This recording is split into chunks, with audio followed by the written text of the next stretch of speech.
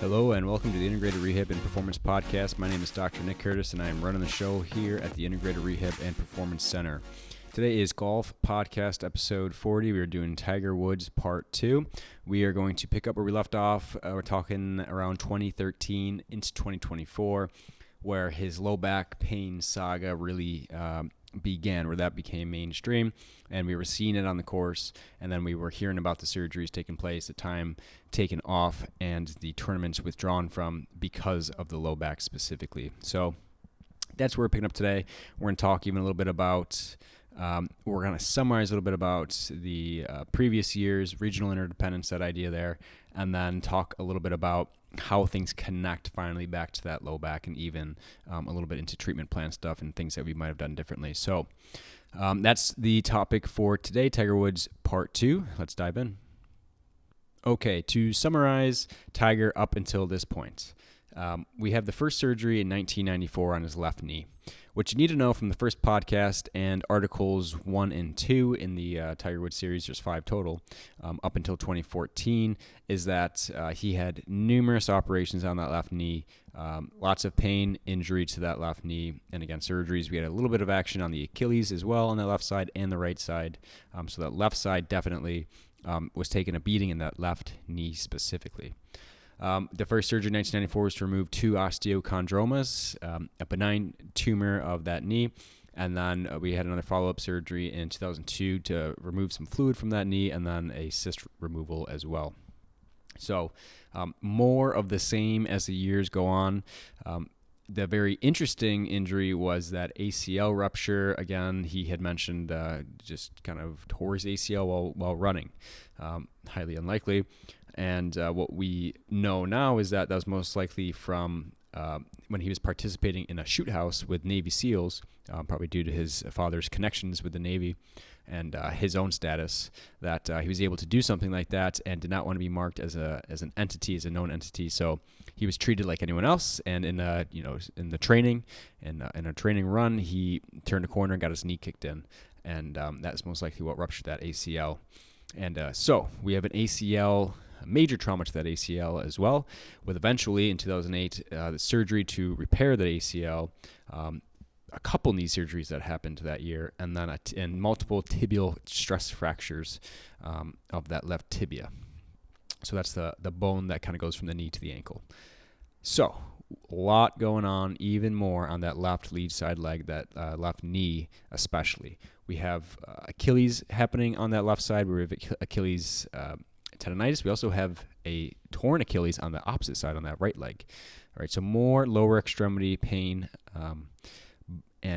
especially lead side left leg. When we get to 2013, we have that infamous shot of Tiger going down, eventually withdrawing from the round with low back pain that was just hindering him. And then 2014, his first low back surgery.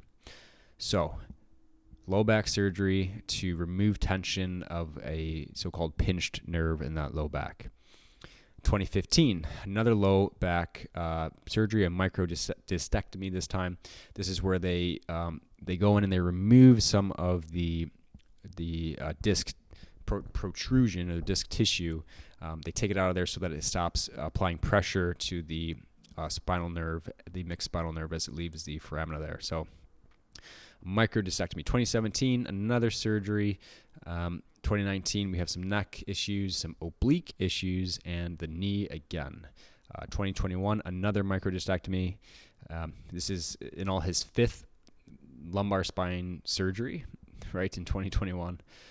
So we can see within less than 10 years, he's undergone 5 surgeries to that low back. It came on hot, came on fast, and it never really let up. Finally, in 2024, he's had up till now, his last back surgery, again, to alleviate symptoms of a so-called pinched nerve in that lumbar spine, that low back. Now, in between then, we also had that infamous rollover car accident, which, this resulted in multiple screws into that tibia.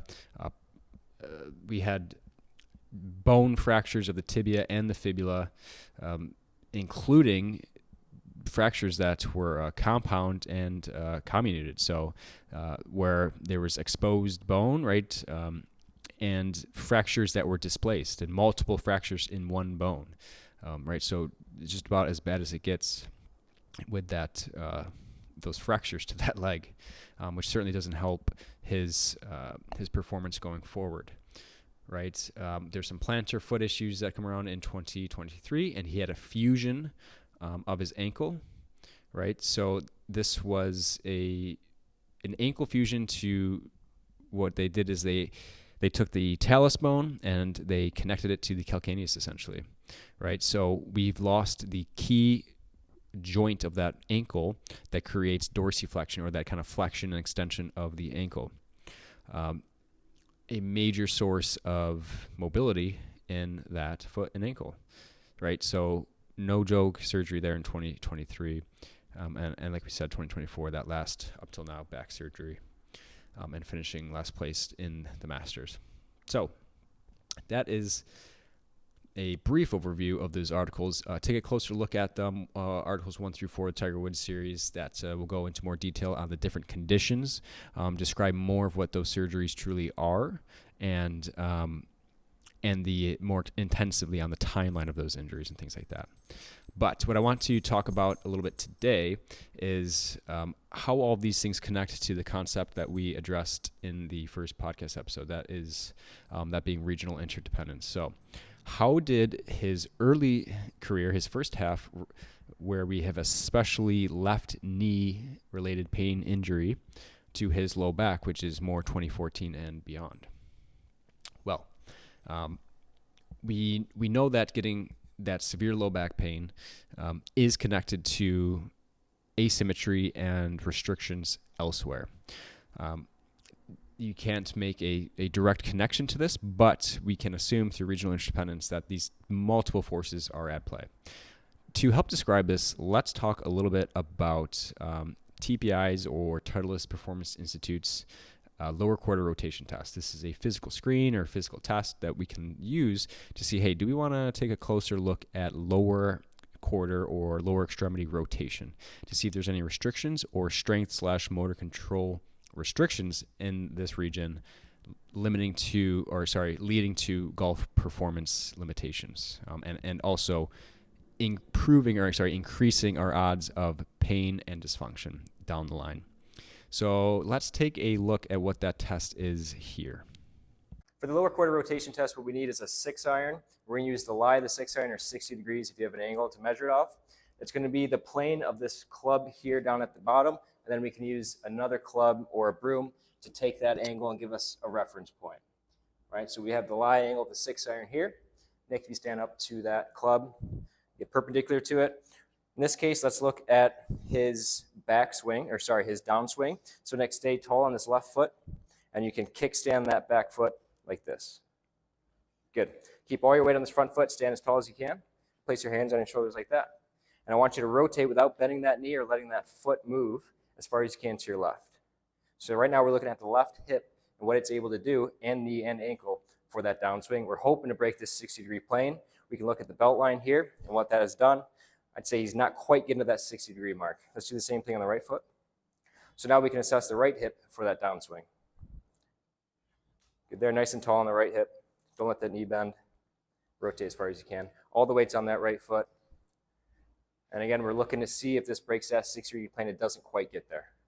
Okay, so now what that is, that would be that backside hip downswing. Let's do the same thing, but now we're going to look at the hips in the backswing.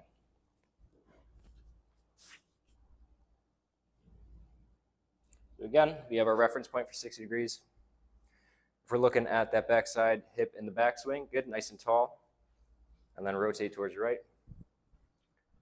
Good, no crunching here at the hips, nice and tall, perfect. Good, and he's getting just about to that 60 degrees. Let's do the same thing, lead side leg.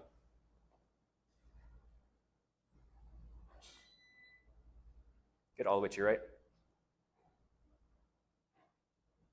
Good, and we're ignoring what's happening up here. We're just looking at the pelvis down. Stay nice and tall, and we see he's able to get that 60 degree on that backswing. Good, relax there.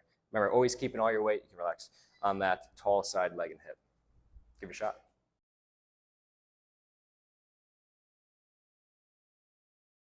So that is the lower quarter rotation test. Now, what we need in this test to complete it successfully is we need foot pronation and supination. We need tibial internal and external rotation, and we need hip internal and external rotation. Besides having access to full mobility in these joints, we also need the strength and stability to actively create that motion with these joints, right? So we need to have the motor control and that the strength, stability to do it. In this case, let's talk more about internal rotation exclusively. So let's talk about the lead side leg. For us righties, that's our left leg, and same with Tiger. So let's talk about Tiger's left leg for internal rotation, so the downswing. In this example, Tiger would need access to internal rotation on that lead side leg. Internal rotation on that lead side leg. We need what in this case would be pronation of that lead side foot, which leads to internal rotation of that tibia on the ankle and in the knee joint. We need internal rotation of that hip on the knee and in the on the pelvis, right? We need access to all that stuff. We also need strength stability to create that, push off our right side into our left side, and then to control that violent downswing to eventually stop it. So again, we're putting a ton of violent forces into that lead side lower extremity. If we are missing one, mobility, or two, the strength and stability to put that amount of force in there, we're going to either get injured or we're going to compensate to take stress off those structures that can't handle it. Now, with Tiger's history of left knee pain, injury, and surgery, what do you think that does to his low back? If the body is missing access to internal rotation, we're talking about the downswing, at that tibia, whether it's at the ankle, which he's had multiple injuries, or at the knee, which again he's had multiple injuries and surgeries, then it's going to kick that mobility requirements up the chain to the hip. So now the hip has to take up the slack because the knee below it and the ankle below it are not rotating or allowing for internal rotation due to mobility loss. They also might not be allowing internal rotation due to, again, strength and stability loss. Not to mention, one of the key tests here that people used to do, it's not really a real test, but an example of motor control alterations or maladaptations is twofold. I used this example last time. One of the most common injuries after an ACL rupture and repair, so I say the next season, is an injury and rupture of the opposite side ACL. So why is that? The athlete will take pressure off consciously or unconsciously, and that's a key component. It could be unconscious. The motor patterns change to put less stress onto that knee, and what ends up happening is they rely more on the opposite side extremity, and then that ACL ends up going. In Tiger's case, with the left knee going through so much trauma, what altered motor control, consciously or unconsciously, is happening to take stress off of that knee, which means reducing how much rotation we're going to put into that knee and how much force we're going to put into that knee, and instead kick it up the chain to the hip, pelvis, and low back. Now, if his hip was limited, then we're especially putting forces into that low back. But even so, at some point, his hip can only rotate so much or take up so much stress that it's going to inevitably recruit that low back, those lumbar segments, to pick up extra rotation, to go past its extreme in rotation, and to stress those segments and that tissue even more. So that is how we can take something like the lower quarter rotation test, our understanding of what we need for the downswing, how testing it tests those multiple components of the downswing, and how someone's history of injury into that lead side extremity could lead to forces being shared at other joints in higher quantities than they normally would, increasing our chances for pain and injury. That is the whole, the most important idea of this Tiger Woods series, is to show how these early career injuries in the knee and these surgeries, and what they did not only physically to have legitimate physical restrictions in terms of scar tissue and muscle hypertonicity, right? Just truly losing access to mobility if it's not worked on hard. And again, after how many surgeries before it becomes truly such a problem. And then two, to the unconscious or even conscious changes in motor control and power production and absorption on that lead side, and how those forces are now kicked up and down the chain.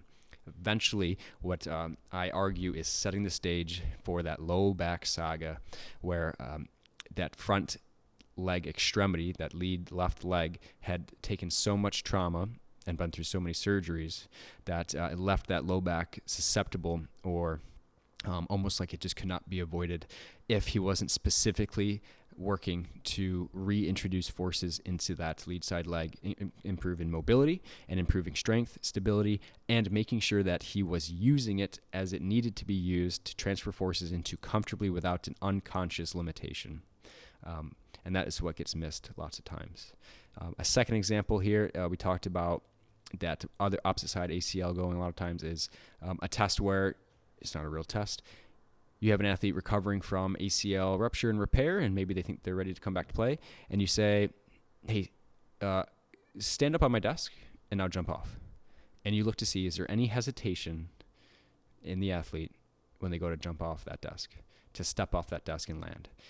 If there's any hesitation or limitation, almost revealing an unconscious fear avoidance of that jump and landing, then we know that he is not, or she is not, completely rehabilitated, right? That there's an unconscious kind of avoidance of that injured knee. And there's much better tests for this, but that's a good example of that unconscious now asymmetry in force absorption and creation, right? We don't want to use that injured tissue when it's been through trauma like that, especially surgery. So if these things aren't being addressed in the clinic and in the gym and on the weight room, then all those forces are going to go up the chain and eventually into that low back, leading to 2013, 2014, and beyond. Now in 2023 with that ankle fusion, again, we're losing even more range. And then not to mention the low back surgeries themselves, creating limitations in that low back, which is already being stressed and asked to do so much more. Again, it's kind of a domino effect. If we don't restore things back to that kind of original state, which is not just mobility, but on top of that, strength and stability in that mobility. And then 3, coordination and making sure that we are able to consciously and unconsciously put ourselves and put force into these joints that were previously painful and injured, right? And so that is a key with Tiger Woods' eventual low back saga. So I hope all that makes sense to you, especially with taking into account part 1, our understanding of what regional interdependence really is. I think our example of the lower quarter rotation test really helps with that understanding. And then the subconscious or altered motor control patterning and how that relates to this as well. Now, how might we address these things in a treatment plan? Say if we would go back to 2013, before Tiger's first 2014 back surgery, and say, hey, we got a year to make things start to undo, a decade of trauma on that lead side extremity. How might we go about it to improve his odds of not needing that initial surgery or having that initial pain and symptoms in the low back? Well, check out Part 5, Tiger Woods Case Study Part 5, Building a Treatment Plan on the website. That's integratedrpc.com.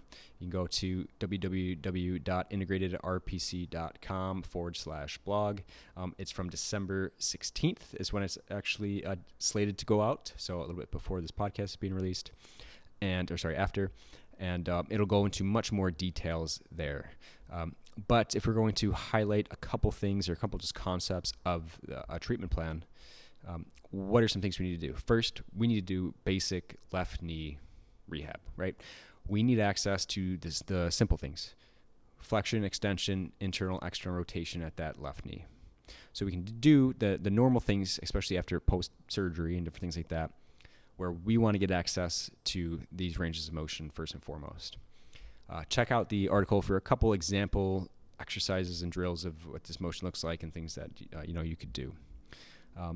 Beyond that, we want to build in your strength. So strength not just at the thigh or the calf, but both together, and then at the hip, right? So all those muscles of the lower extremity working together again to create strength and power. So what are some exercises that we can do that really emphasize the need to create stability at these joints while also producing high dynamic forces? And that's where we can get a little bit, we can start simple and then get really creative and do a lot of unilateral or one side leg work to make sure that we can't compensate using that opposite side leg, that we can't compensate like the athlete who ends up rupturing his opposite or her opposite ACL. We do a lot of unilateral leg work so that all the power production, all the stability has to come from that same side leg, and we have to get co-contraction of all these muscles to work together again. Now last is we need to integrate that into the golf swing, right, in performance. So not only do we build up range of motion, not only do we build up strength and stability, but we need to integrate that back into the motor control and the pattern of the golf swing without limitations, conscious or unconscious. So we have to really push into these positions with force to help this golfer feel comfortable with it, so when they get back on the range and are working through there, that they can initiate and create swings and work on things without all these kind of hidden behind the scenes compensations going on that are trying to take forces off these injured tissues and end up putting them elsewhere. Right, so we can do a lot of banded work, a lot of kind of cueing and drills to help sequence and make sure that we're getting weight shift onto that lead side leg. A lot of work of building rotation into the strength work, and then again, just explosive dynamic stuff, med ball throws, kettlebell swings from side to side, some balancing with kettlebell swings, or like the single leg in front kettlebell swing. I think I'll link a video to that right now so you can see one of my favorite drills for building in what you might not see, but a ton of little relative motion and mobility work for the transverse plane, that's rotation on that leg that we're working, while at the same time cooking the hip and leg for stability. So it really needs to be stable in this position, and you can load up that kettlebell. You can get a little bit more aggressive with the swing. So now that we are forcing ourselves to create force and power on the leg we're working, and then forcing that lead side leg, the leg we're working, to absorb forces and power and using it in its range of motion, right? So I'll link to that here. Okay, this is our single leg in front kettlebell swing. So we have variations where we are doing a kettlebell swing out to the side, great way to load the hip, get some internal rotation. We also have a in front kettlebell swing like this, again, a great way to encourage some motion, rotation here at the hip, relative motion at the hip and pelvis, foot and ankle. But in this case, we're gonna do a single leg version. We have our back leg propped up, most of our weight here in the front leg, soft bend in the knee. And again, we're just doing a side kettlebell swing, but now with 99% of the weight on this front side foot. What you'll notice here is we don't need a big arc. We also don't need super heavy weight, but we want to progress into both of those. We're going to get more and more. You'll be surprised as you try this that you will lose your balance quite easily. You're going to get better with that over time. The idea here usually is go for time, so maybe 30 seconds of work to 45 seconds to a minute of work, or we can start to progress the weight, right, and how far we are arcing this kettlebell. But you will notice that this hip is going to start to burn pretty quickly while it stabilizes in internal rotation, creating external rotation through that motion there, right? So all we got to do here is set a clock, keep it running, trying to go for 30 seconds, 45 seconds, swinging side to side, keeping the inside edge of your foot and the outside edge of your foot equally weighted throughout this, keeping the heel on the ground. Again, keeping a good conscious connection to that foot and feeling the ground as you do this. And again, soft bend in the knee. You'll feel this hip starting to work real hard to stabilize and create motion at the same time. All right, even if you're making mistakes as you go out or losing your balance, let that clock just keep running. Just get back. Again, that's why we're doing this not for reps, but just for time and effort. Okay, so go ahead, give that a shot.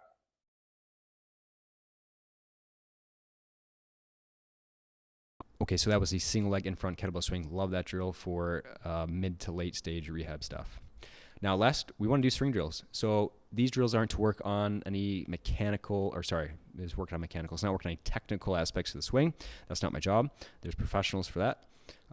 But in Tiger's case, I'm certainly not giving him swing drills to fix anything technical. But what I do want is to give him certain drills where we're swinging the club and we're swinging the club hard that is helping to influence him to get into these positions that we were working on in the clinic and on the gym floor, right? So if we want to make sure that we have access to tibial and hip internal rotation, and we've worked to make sure we are strong, and we've worked to make sure that we can be dynamically strong, which means powerful in these motions. Now we want to do it all with a golf club in our hand. So what are some drills that we can use in this specific case to influence use of the lead side leg in the downswing for internal rotation?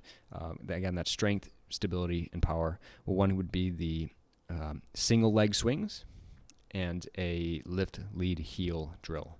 All these things help to influence that golfer to essentially do the things that we worked on in the clinic out on the course. And then once they feel comfortable doing that, they just go back to their normal practice session or things like that. So this is something we'll actually do with golfers in the clinic. Towards the end of the treatment plan is start working in some of these drills on the range. Again, 5 to 10 balls with each of these drills. Take a little break, try the other drill, take a break, do that one more time through, and then go back to a regular kind of range session, working on whatever you're working on, or working on whatever you and your instructor, teacher are working on. We just need to make sure that we feel comfortable getting into these positions and putting force and power into these extremities that were previously injured. So let me show you what these drills actually are. I think you enjoy that. So this is the single leg swing drill, and then a lift lead heel drill, and we'll show you those now. So this is a golf drill. This is the lift lead heel drill. This is going to help us translate all the work that we've been doing in the gym and in the clinic on opening up hip mobility as well as stability and motor control. It's going to help us translate that from the gym floor and the clinic floor onto the golf range and the golf course itself. So again, this isn't much of a swing drill as it is kind of a sensation. Translate all that work that we've been doing to feel those hips working, and then we're going to start feeling this now on the golf course itself. So we're helping influence that translation where you can start using this. You can start practicing in this position and with this new mobility and stability that you have. So again, we're focusing this mainly on the hips. Say for instance, we're working on hip mobility, whether it's internal rotation of the other side. The lift lead heel drill, we use to short and swing here. But when you're out in the range, what I want you to do is on the backswing is to lift that lead side heel. So get up onto your toes a little bit. And the key here is now on the downswing is to slam that heel down into the ground as you come down into the downswing. So what you can see is happening there is we're really emphasizing our ability to post up into this lead side leg. And once we close that kinetic chain there, and we can't get rotation down through the foot, is that rotation has to happen somewhere else. It's going to have to happen here at the hip, which is what we want. It's going to really emphasize that. So again, we're slamming that foot, that heel into the ground. We're posting up through it on the downswing. And you can see now we're using all this internal rotation that we've built through our time here in the clinic and on the gym floor. Now we have a drill. It's like, hey, I need to be able to feel that, or my swing isn't changing much. Well, it's like, let's influence you to start feeling what that's like to actually use that range of motion and all that stability that we've built into this hip to actually do it during your golf swing. That's what this drill is going to help us for, okay? Again, as we come down, we slam that heel. It's going to help teach us to keep our hip back here. It's going to limit us to, it's going to help us use that glute and that posterior and side hip that we've been working on to keep that pelvic control, to keep that back while allowing for hip internal rotation. It also keeps us from early extending. If we can do this correctly, it's going to keep us from swaying through in the golf swing. It's going to keep us from doing that. And instead, we post up and we get a strong hip that we can really create some power through. Okay. So once you try this at the beginning of some of your range sessions, just feel that sensation of getting into that left hip. If you're lefty, be into your right hip. Feel that sensation. Feel that start to translate. Hey, I feel this in the gym when we're doing those side-to-side kettlebell swings, and we're doing the kettlebell swings off to the side. Or if we're doing a med ball throw, and it's like, man, we're doing a really good job after we've created some mobility of using that hip in the gym. And now it's just that last step to really translating it, make sure we can do it with a club in our hands. Okay, so go ahead, give that a shot.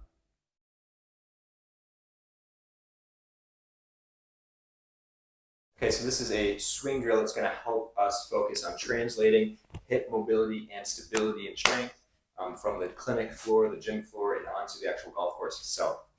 So again, we're going to focus on the lead side hip here. It's also going to be great to drill for any early extension or sliding that's going on in the golf swing. So all we're doing in this drill, we're taking normal, maybe chip shots or whatever. You can go up to maybe 9 iron, 8 iron if you want. Take some decent cuts at it. But what we're doing here is we are taking our back foot and we're just going to post it up behind us. Okay, so here for just a little bit of support. Otherwise, what we're doing is we're taking normal swings through here, normal setup posture, everything else is normal. We're taking swings and it's going to force us, especially if you come through, I'm taking some kind of half swings here. As we come through, it's going to force us to stay stable and strong on this lead side hip so that we have to rotate through that hip. We can't break at the knee. If we did, we'd totally lose our balance.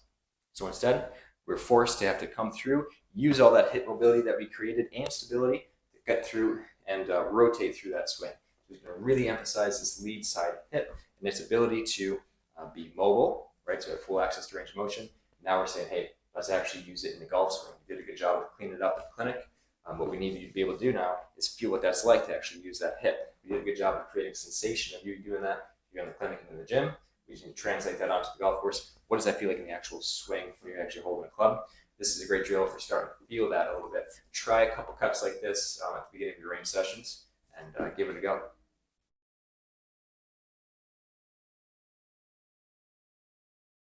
Okay, so that is the Tiger Woods series. We talked about regional interdependence, compensations, and how these things lead to future pain, injury, and performance detriments. So we used Tiger as a case study to help explain these concepts, and then we even dove into a little bit of a treatment plan, what it might look like at, say, Integrated Rehab and Performance Center, where we work on things like this to take things to the full level and make sure that we're truly getting those changes to integrate back into exercise and golf. Because we can have you can get you out of pain, but if you're not integrating these things back into your swing, then we're putting stress on other structures, and then we get either the same pain or injury or a different injury to come. So this is how we integrate things to help avoid that. Again, check out the original blog article series at integratedrpc.com on the blog tab. And these articles range from, let's take a look. November 18th is the first one. And then once a week until December 16th is the part 5, the last one, building a treatment plan, if you want to dive a little bit more into those. So, again, thanks for listening. Thanks for sticking around. And we'll catch you on the next one. Bye.